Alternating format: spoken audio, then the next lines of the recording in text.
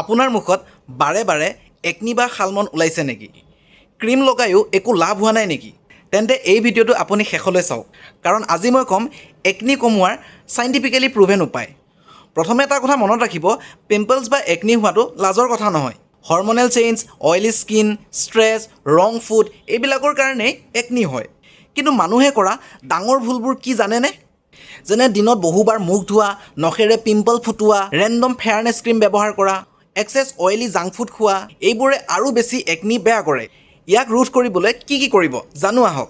1 number, দিনত দুবাৰকৈ gentle face wash ব্যৱহাৰ কৰক। হাৰ্ড চপে স্কিন ডেমেজ কৰিব পাৰে, গতিকে ছফ্ট চপ ইউজ কৰক। 2 নম্বৰ, ডোণ্ট টাচ পিম্পলছ। পিম্পলছবোৰ টিপি নিদিব, নহ'লে হোলছ আৰু ডাৰ্ক স্পটছ থাকি যাব পাৰে। 3 নম্বৰ, ছানস্ক্ৰীন ইউজ কৰক।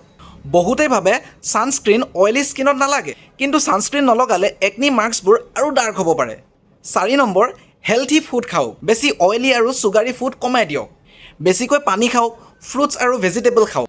5 নম্বৰ, কম টোপনিয়া আৰু ষ্ট্ৰেছে একনি ইনক্ৰিজ কৰিব পাৰে, গতিকে দিনত কমচে কম 7-8 ঘণ্টা শুবলৈ চেষ্টা কৰক। আৰু যদি আপোনাৰ বেছি আৰ্জেঞ্চি থাকে, তেন্তে ফাৰ্মাচীৰ পৰা আপুনি এই ফেচ ৱাছসমূহৰ ভিতৰত যিকোনো এটা ইউজ কৰিব পাৰে।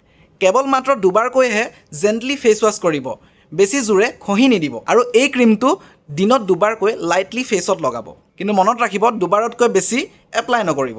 যদি একনি খুব বেছি পেইনফুল হয় অথবা বহুদিনলৈকে থাকে, তেন্তে ডাৰ্মেটলজিষ্টক দেখাব। মনত ৰাখিব, ক্লিয়াৰ স্কিন একেদিনতে নাহে, কনচিষ্টেঞ্চিয়ে হৈছে ইয়াৰ মেইন ছিক্ৰেট।